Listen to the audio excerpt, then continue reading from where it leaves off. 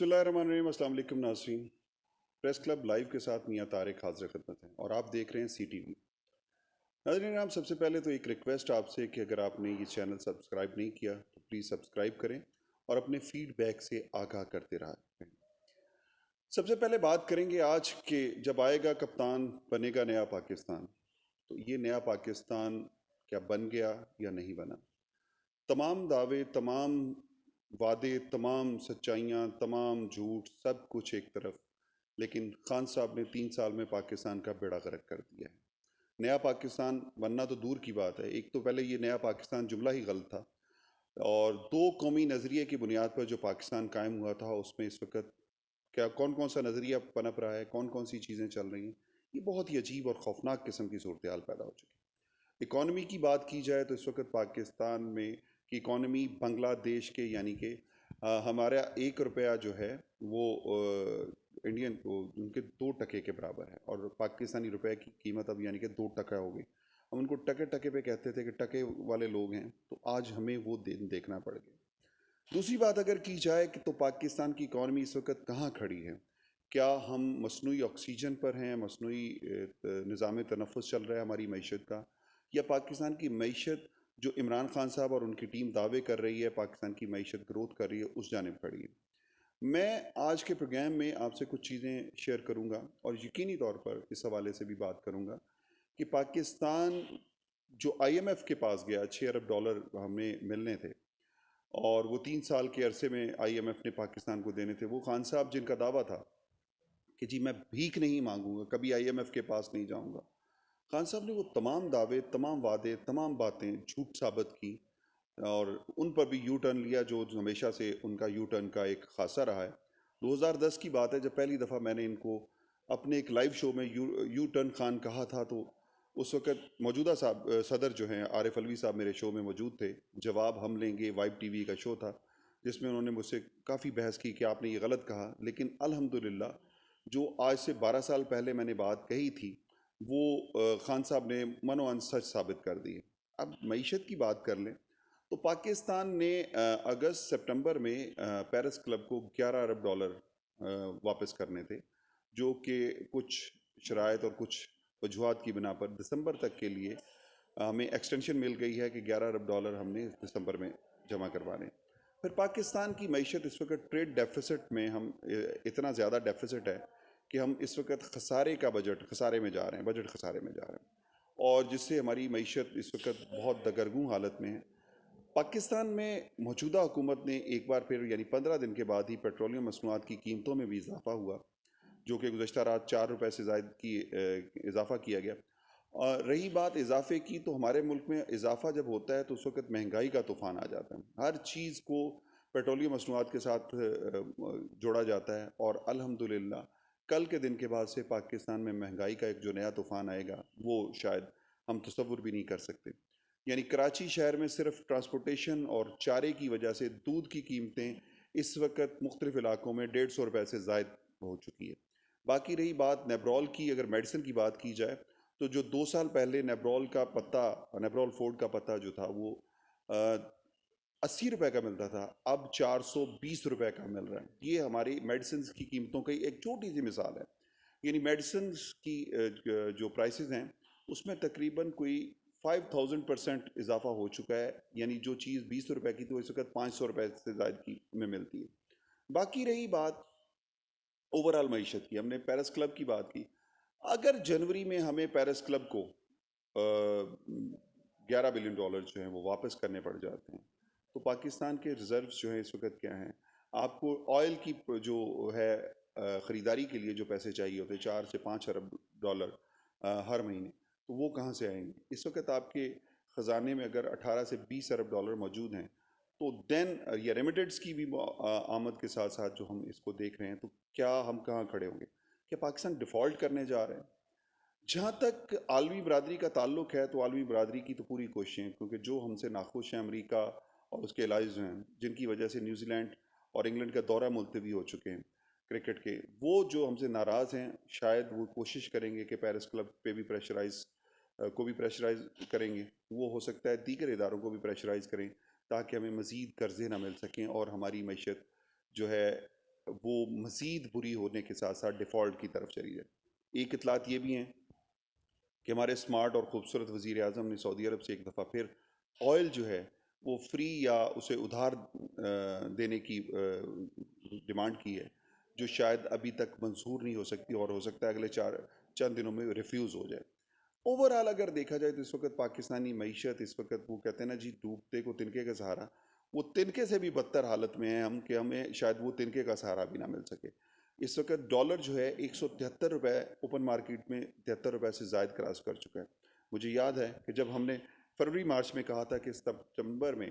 Dollar 170 روپے cross کر جائے گا تو لوگ مذاق کرتے تھے، اور خصوصی طور پر ہمارے پی ٹی آئی کے جو دوست ہیں وہ کہا کرتے تھے آپ تو ہمیشہ نیگیٹو باتیں کرتے ہیں۔ باتیں نیگیٹو کی نہیں ہیں، ہر چیز میں ہمیں نیگیٹو بنا دیا جاتا ہے، صحافیوں کو لفافہ صحافی کہہ دیا جاتا ہے، لیکن مسئلہ یہ کہ حضور آپ اپنی کارکردگی بھی تو دیکھیں، آپ اپنا حسن کرشمہ ساز بھی تو دیکھیں۔ وہ خان صاحب جن کا دعویٰ تھا کہ 200 سے زائد ماہرین کی ٹیم ان کے پاس تیار ہے، وہ 4 کرائے کے وزیر خزانہ لے کر جو ہے وہ اس ملک کی 3 سال معیشت چلانے کی ناکام کوشش کرتے رہے۔ موجودہ وزیر خزانہ شوکت ترین صاحب جو کہ ہاتھ کھڑے کر چکے ہیں ذرائع کے مطابق کہ اس وقت وہ انہوں نے معیشت کی بہتری کے لیے جو اقدامات کیے وہ ہاتھ کھڑے کر چکے ہیں، شاید اگلے چند دنوں کے وہ بھی مہمان ہیں، اور پھر اس کے بعد کسی اور نئے وزیر خزانہ کی آمد متوقع ہے، اور ہو سکتا ہے کہ اسد عمر کو ہی وزیر خزانہ شاید دوبارہ بنا دیا جائے۔ لیکن وہ اسد عمر، وہ جو چیمپئن جو کہ اپوزیشن میں بیٹھ کے پیٹرولیم مصنوعات کو 40 روپے تک بیچنے کی کوشش کر رہے تھے، وہ آج 127 روپے سے زائد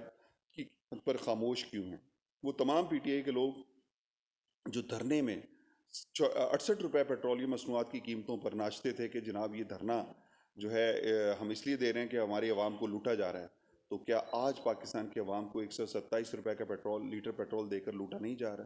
آپ کی جانب سے 127 روپے کا پیٹرولیم مصنوعات کی قیمتیں جب یہاں تک پہنچی ہیں تو اس کے بعد سوچیں کہ ڈالر کہاں گیا ہے اور پاکستان کی باقی جو اشیاء ظرف ہیں وہ کہاں تک گئیں۔ اس کی مثال ایک آپ کو یہ بتا دوں کہ ہارون حسن فتح جو کہ میرے ایک دوست ہیں، ماہر معیشت ہیں، انہوں نے 2019 میں کہا تھا کہ چینی کی قیمتیں 90 روپے سے اوپر چلی جائیں گی، اور ابھی بھی انہوں نے اس سال کے آغاز میں کہا تھا کہ چینی کی قیمت 110 سے 20 روپے میں فروخت ہوگی چینی۔ اس وقت چونکہ نومبر میں کریشنگ سیزن شروع ہو جائے گا، چینی ہماری موجود ہوگی۔ آج بھی پی ٹی آئی کے ایک جو منسٹر ہیں ان کے جو ہے فیکٹری پہ چھاپا پڑا ہے، اور 2.5 لاکھ سے زائد چینی کی بوریاں وہاں سے برآمد ہوئی۔ اسی طرح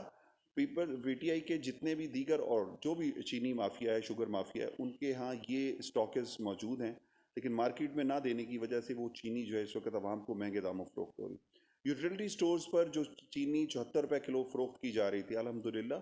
موجودہ حکومت اور وزیر اعظم کے نوٹس لینے کے بعد اس وقت وہ 85 سے 90 روپے کلو میں فروخت ہو رہی۔ یوٹیلٹی سٹورز کی چھوڑیں، عام مارکیٹ میں اس وقت چینی جو ہے 110 روپے کلو تک فروخت ہو رہی۔ ہم یہ نہیں کہتے کہ یہ حکومت غلط ہے، حکومت کی پالیسیاں غلط ہیں، ان غلط پالیسیوں کا نتیجہ یہ ہے کہ اس وقت چینی جو 110 روپے کلو بک رہی ہے، یہ دسمبر سے جنوری میں 130 روپے کلو تک چلی جائے گی، کیونکہ ناقص پالیسیوں اور حکومتی اقدامات سے نابلد حکومت اور ان کی پوری ٹیم جو ہے، وزیر اعظم عمران خان، خصوصاً وزیر اعظم عمران خان کے ارد گرد جو لوگ ہیں وہ تو اپنی دہاڑیاں لگا رہے ہیں، دہاڑیاں لگانے میں مصروف ہیں، اور دہاڑیاں بھی ان کی پہلے تو ماضی میں کرپشن ہوتی تھی لاکھوں میں، ہزاروں میں، لاکھوں میں، پھر کروڑوں میں ہو گئی، لیکن اب تو کوئی بھی حکومت کا اسکیم جو ہے اربوں روپے سے نیچے کا ہے ہی نہیں۔ تو اس صورتحال میں وزیر اعظم عمران خان جتنے مرضی ایماندار بنے، جتنے مرضی وہ شاندار بنے یا جو کچھ مرضی بنے، لیکن پاکستان کے عوام کا ایک ہی مطالبہ ہے کہ ان کو اشیاء صرف کی جو قیمتیں ہیں وہ کیسے کم ہوگی۔ آٹا الحمدللہ موجودہ حکومت کی بہترین کارکردگی کی وجہ سے 80 روپے سے زائد کلو میں فروخت ہو رہا ہے، اور یہ ہم اس لیے نہیں کہہ رہے، موجودہ حکومت نے آج ہی ایک دعویٰ کیا ہے کہ پاکستان میں آٹا جو ہے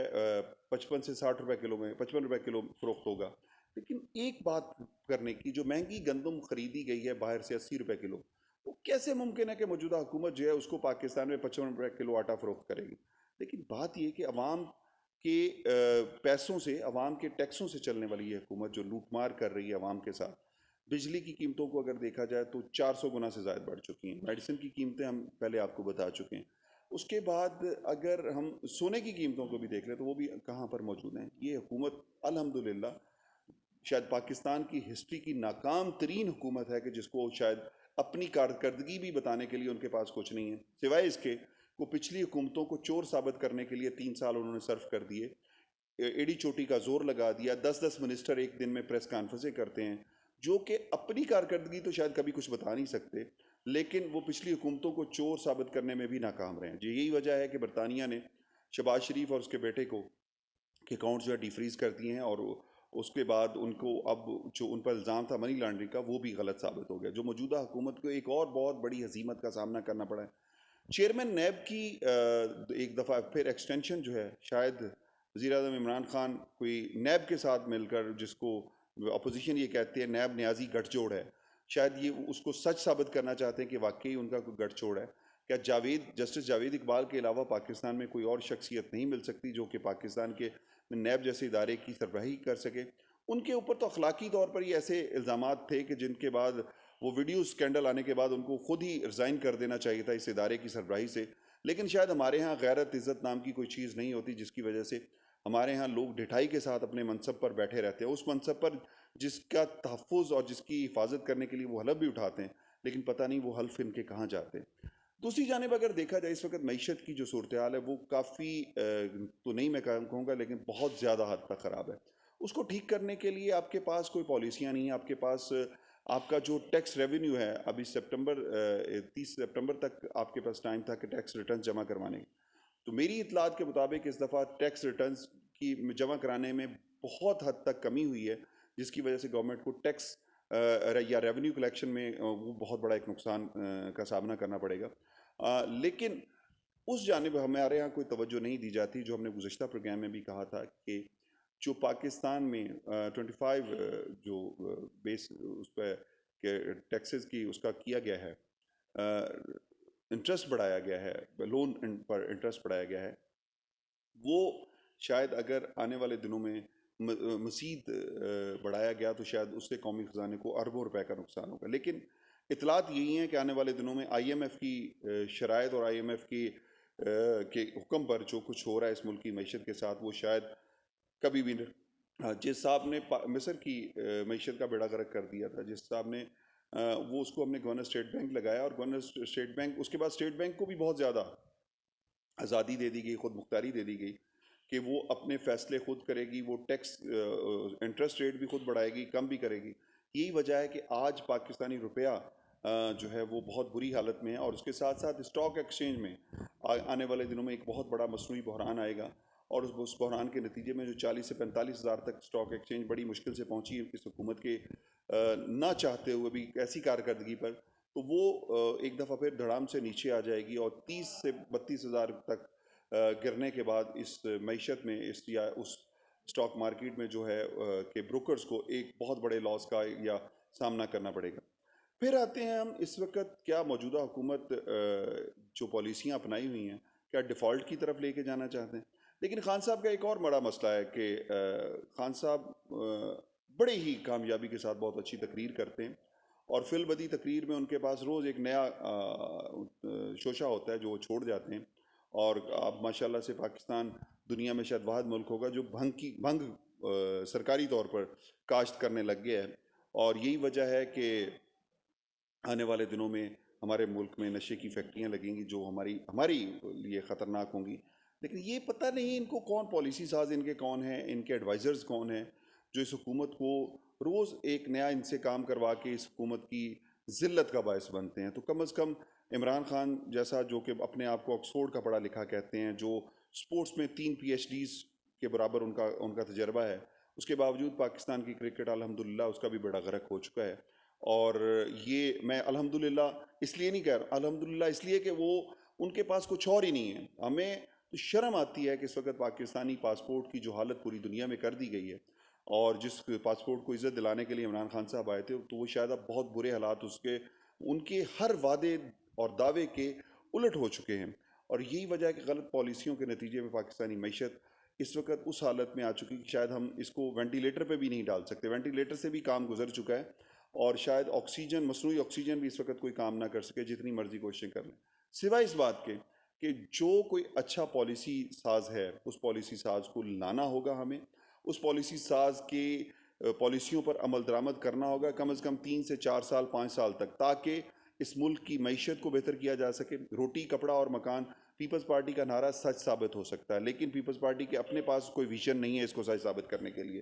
اسی طرح ہر پاکستانی کو اگلے 10 سال میں گھر کا بجلی فری ہو سکتی ہے، ٹیلی فون فری ہو سکتا ہے، گیس فری ہو سکتی ہے، اس کے یوٹیلیٹی بلز سارے فری ہو سکتے ہیں. لیکن مسئلہ صرف اتنا سا ہے کہ اس ملک کے میں موجود پوٹینشیل کو پراپر طور پر استعمال کیا جائے، اس ملک میں موجود وسائل کو پراپر طور پر استعمال کیا جائے، اس ملک پر ڈالے جانے والے ڈاکوں کو مکمل طور پر روکا جائے اور خاتمہ کیا جائے، تاکہ اس ملک کی معیشت بہتر ہو سکے اور ہمارا ملک آگے ترقی کی جانب جا سکے. اپنے میزبان میاں طارق کو اجازت دیجیے گا. اللہ نگہبان. پاکستان زندہ باد.